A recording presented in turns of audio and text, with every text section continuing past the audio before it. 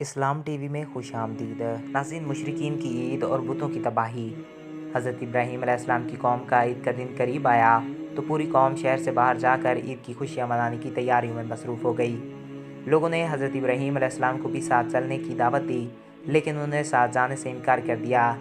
دراصل وہ کسی ایسے ہی موقع کی تلاش میں تھے کہ جب کوئی نہ ہو اور وہ سب سے بڑے عبادت خانے میں رکھے بتوں کو مسمار کر سکیں۔ چنانچہ لوگوں نے عید کی صبح سے پہلے اپنے بتوں کو سجایا، پھر حسب روایت ان کے آگے طرح طرح کے کھانے سجائے۔ ان میں روایت تھا کہ میلے سے واپس آ کر اس کھانے کو بڑے احترام سے کھاتے۔ اس کام سے فارغ ہو کر سب لوگ شہر سے باہر میلے میں چلے گئے تو حضرت ابراہیم علیہ السلام کلہاڑا لے کر بت خانے میں داخل ہو گئے۔ قرآن پاک میں اللہ تعالیٰ ارشاد فرماتے ہیں، حضرت ابراہیم علیہ السلام چپتے چپاتے ان کے معبودوں کے پاس گئے اور فرمانے لگے، تم کھاتے کیوں نہیں؟ تمہیں کیا ہو گیا ہے کہ تم بولتے کیوں نہیں؟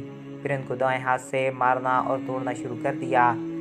جب تمام بت توڑ دیے تو آپ علیہ السلام نے کلہاڑا بڑے بت کے کندھے پر لٹکا دیا۔ واپس آ گئے۔ شام کو لوگ خوشی خوشی میلے سے واپس آئے اور بتوں کے پاس پہنچے تاکہ کھانا تناول کر سکیں، لیکن وہاں کا تو منظر ہی بدناک تھا۔ سب بت اوندھے منہ پڑے تھے۔ یہ منظر دیکھ کر وہ غصے سے پاگل ہو گئے۔ ان میں سے بہت سو کو یقین تھا کہ یہ کام ابراہیم علیہ السلام نے ہی کیا ہوگا۔ قرآن پاک میں یہ ارشاد فرمایا گیا ہے، لوگوں نے کہا کہ ہم نے ایک نوجوان کو ان کا ذکر کرتے سنا ہے، اسے ابراہیم کہتے ہیں۔ چنانچہ حضرت ابراہیم علیہ السلام کو بلایا گیا۔ جب آپ آئے تو مشرکوں نے کہا، اے ابراہیم، ہمارے معبودوں کے ساتھ تم نے کیا کیا؟ ابراہیم علیہ السلام نے کہا، یہ ان کے بڑے بت نے کیا ہوگا، اگر وہ بولتے ہوں تو ان سے پوچھ لو۔ انہوں نے اپنے دل میں غور کیا تو آپس میں کہنے لگے، بے شک ہم ہی ظالم ہیں۔ پھر شرمندہ ہو کر سر نیچے کر لیا اور بولے، تم جانتے ہو کہ یہ بولتے نہیں۔ ابراہیم علیہ السلام نے کہا، پھر تم اللہ کو چھوڑ کر کیوں ایسی چیزوں کو پوجتے ہو جو تمہیں کچھ فائدہ دے سکیں اور نہ نقصان پہنچا سکیں؟ تف ہے تم پر اور ان پر جن کو تم اللہ کے سوا پوجتے ہو، کیا تم میں ذرا بھی عقل نہیں؟ بتوں کو توڑنے کا عمل نمرود اور اس کی قوم کے نزدیک ناقابل معافی جرم تھا، لہٰذا انہوں نے فیصلہ کیا کہ حضرت ابراہیم علیہ السلام کو اتنی سخت اور عبرتناک سزا دی جائے کہ آئندہ کسی کو بتوں کی بے حرمتی کرنے کی ہمت نہ ہو۔ چنانچہ نمرود کے حکم پر خندق کھودی گئی۔ پھر قوم کے ہر فرد نے اس کام کو مقدس سمجھتے ہوئے اس میں لکڑیاں جمع کرنا شروع کر دیں، یہاں تک کہ اگر کسی کا کوئی کام رکا ہوا تھا تو اس نے منت مانگی کہ کام ہو جائے تو ابراہیم علیہ السلام کو جلانے کے لیے لکڑی کا گٹھا دوں گا۔ خندق کے بھر جانے کے بعد اس میں آگ روشن کر دی گئی۔ پھر ایک منجیق بنائی گئی جس کے ذریعے حضرت ابراہیم علیہ السلام کو رسیوں میں جکڑ کر آگ میں پھینک دیا گیا۔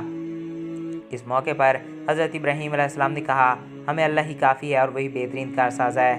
حضرت ابن عباس رضی اللہ تعالیٰ عنہ اور سید بن جبیر رحمۃ اللہ علیہ سے مروی ہے کہ اس وقت بارش والا فرشتہ اضطراب اور پریشانی کے عالم میں کہہ رہا تھا کہ مجھے کب حکم ملے اور بارش برساؤں، لیکن اللہ کا حکم بلا واسطے کے زیادہ تیز تھا، یعنی اللہ نے خود ہی آگ کو حکم فرما دیا۔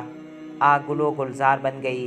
قرآن کریم میں ارشاد باری تعالیٰ ہے، ہم نے کہا، اے آگ ابراہیم پر ٹھنڈی اور سلامتی والی ہو جا۔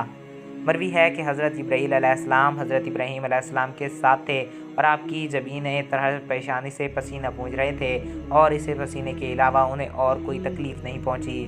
حضرت ابو ہریرہ رضی اللہ تعالیٰ عنہ سے مروی ہے کہ حضرت ابراہیم علیہ السلام کے والد کے کہے ہوئے کلمات میں سب سے اچھے کلمات وہ ہیں جو اس نے اپنے بیٹے کو آگ کے اندر دیکھ کر کہے تھے، اے ابراہیم، تیرا پروردگار بہترین پروردگار ہے۔ حضرت منحال بن عمرو رحمۃ اللہ علیہ سے مروی ہے کہ حضرت ابراہیم علیہ السلام اس آگ میں 40 یا 50 دن ٹھہرے اور انہوں نے فرمایا کہ میں نے ان دنوں سے اچھی زندگی نہیں گزاری اور میری تمنا ہے کہ میری پوری زندگی اسی طرح کی ہو جائے۔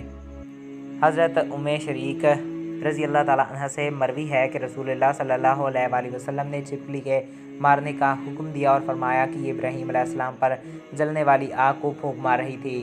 بخاری، مسلم، ابن ماجہ، مسند احمد میں۔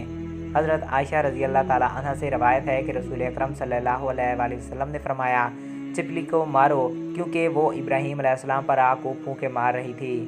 راوی کہتے ہیں کہ پھر سیدہ عائشہ رضی اللہ تعالیٰ عنہ بھی ان کو مارتی تھیں۔ تو دوستوں، آئی ہوپ آپ کو یہ ویڈیو پسند آیا ہوگا اور آپ کی معلومات میں اضافہ ہوا ہوگا۔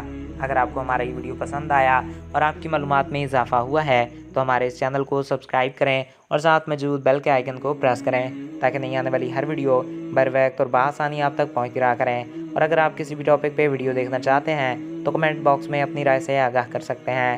ایک نیا دلچسپ اور ایسے ہی اسلامک ویڈیو میں پھر ملیں گے۔ اپنے دوستوں اور اپنے پیاروں کا خیال رکھیے گا۔ مجھے دیجیے اجازت۔ Thanks for watching.